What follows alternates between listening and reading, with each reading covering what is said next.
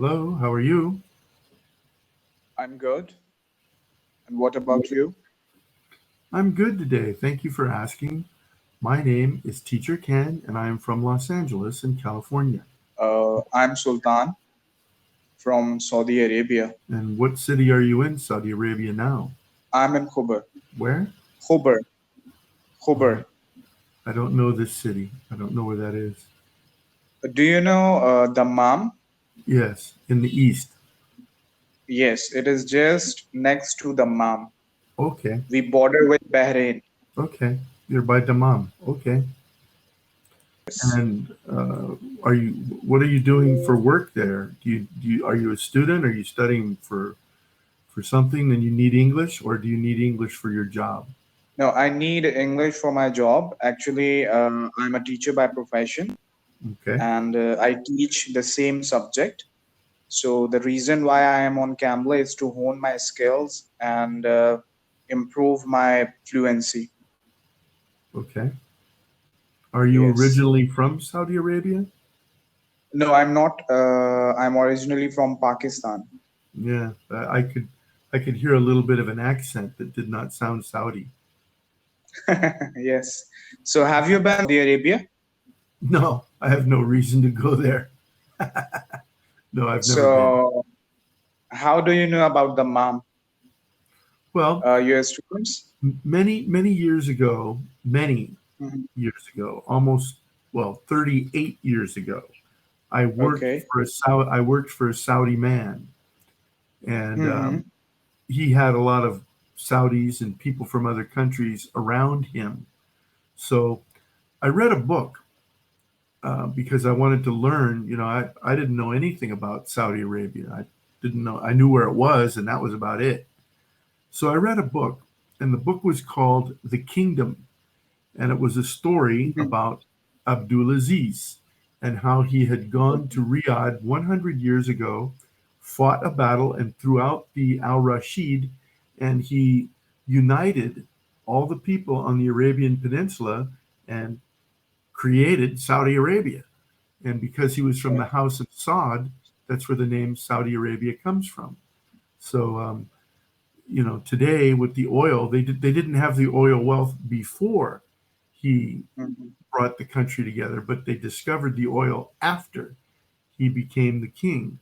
And today, the king of Saudi Arabia is Abdulaziz's son.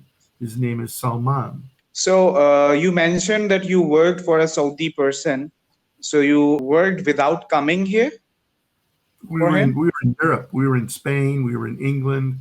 We were in France. Great. So what do you do now apart from Cambly? I'm an English teacher. I teach English at a school. I've been here 10 years. I've been an English teacher. But now the schools are closed. So I cannot go to the school. So I've been working on Cambly since this COVID thing started. And I would teach at factories. I taught managers how to speak English. And I don't live in the United States anymore. I, I, uh, I was born in California. I lived in California. California was a wonderful place to live for most of my life. And then extremely bad politicians came into power, and their policies have destroyed the state. Pay higher taxes, higher costs for house, higher costs for car, higher costs for gasoline, higher costs for everything. So 10 years ago, I said bye bye and I moved to Thailand. So I've been teaching English in Thailand for the last 10 years. Yes, the situation more or less is same everywhere. Uh, Even if I give you the example of Pakistan, they take taxes, but Mhm. even then they do not do anything for the comfort and for the benefit of. They rob the people. They mismanage the money they get. Exactly. So even in Saudi Arabia, as an expatriate, we have to pay family tax, and which is around 5,000 real per year. If you have Wow. your wife, Yeah. your children, so you have to pay for each and every member of your family. Sounds expensive. Well, I stay by myself, so You are all alone over there in yeah, Thailand? that's right. How do you manage? Like, cooking and other stuff. Yeah, it's easy. So you Some of the must be a busy man. yeah. Since you have been there for 10 years, have you tried to learn Thai language? No, No, never? no, no. Look, it's very simple. They give me money to teach them how to speak Thai. Mhm. When they give me money to learn how to speak Thai, I'll learn Thai. So you really don't need to learn Thai because sometimes it happens you need to converse with shopkeepers and other people. So do they speak English? I told you it's the second language of the country. They learn it in all the schools. Okay. If you drive around the city, all the signs are in English and Thai. If you drive on the highway, the road signs, English, Thai. You go to the airport, English, Thai. They learn English at the school. They're a member of what's called ASEAN, ASEAN, Association Hmm. of Southeast Asian Nations. It's 10 countries. It's a trade association. And they decided 30 years ago that they were going to do business amongst each other in English. Because you have Singapore, Malaysia, Myanmar, Vietnam, Laos, Cambodia, Thailand, Indonesia, Brunei, and the Philippines. All these countries, every school in all those countries needs native English speakers Okay, because their schools, every school teaches English. great.